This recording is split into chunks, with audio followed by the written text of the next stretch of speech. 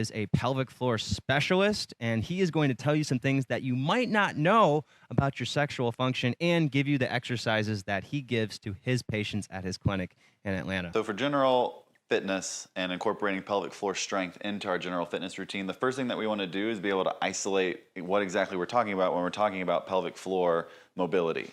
So the first place that I always start with people is working on isolating the pelvic floor and then combining the pelvic floor with our breath.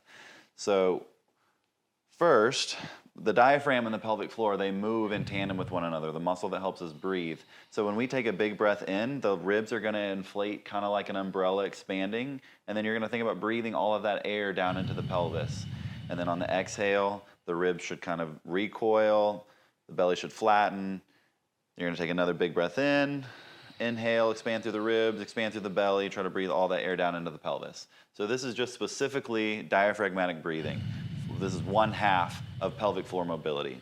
So we're going to pause the breath work for a second. Just think about pelvic floor muscles specifically. So when we take a big breath in, the pelvic floor should expand outward, kind of like a mouth yawning or a flower blooming or a jellyfish expanding. The external anal sphincter should literally expand. So when you take a big breath in, you're thinking about generating all that pressure and pushing it down into the pelvis. So we're going to practice that pelvic floor movement specifically.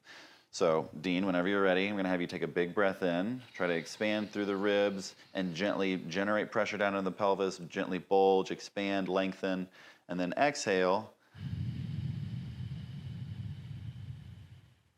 So we're going to pair the breath work with pelvic floor mobility. And so we're going to start by assessing the pelvic floor and making sure that we know how to isolate those muscles specifically. So what I always tell patients is it's kind of like if you know how to do a Kegel. I want you to think about trying to make your penis jump, or trying to stop the flow of urine, or trying to hold in a fart. So Dean, I don't want you to try to do that for me. We're going to skip the breath work for just a second. I just want you to try to do one of those pelvic floor contractions. Check. Perfect. Now let that go. Gently relax. Okay.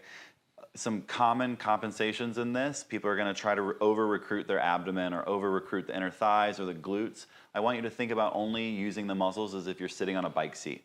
So I want you to do one of those contractions again and really try to isolate just the pelvic floor. So you're going to try to do a contraction, try to stop the flow of urine, try to hold in a fart, try to lift your testicles up off the ground, and then relax that. And this muscle it's like the gooch muscle. Right. So if you're thinking about the space between the testicles and the anus, or the gooch or the taint, that's the part of the body that you should feel kind of tighten and pull up and in.